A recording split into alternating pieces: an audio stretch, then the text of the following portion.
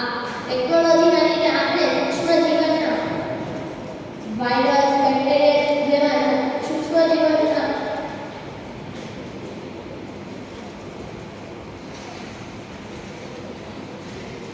માનવ શરીર પર થતી અસરને જાણી શકીએ અને તેનો ઇલાજ કરી શકીએ.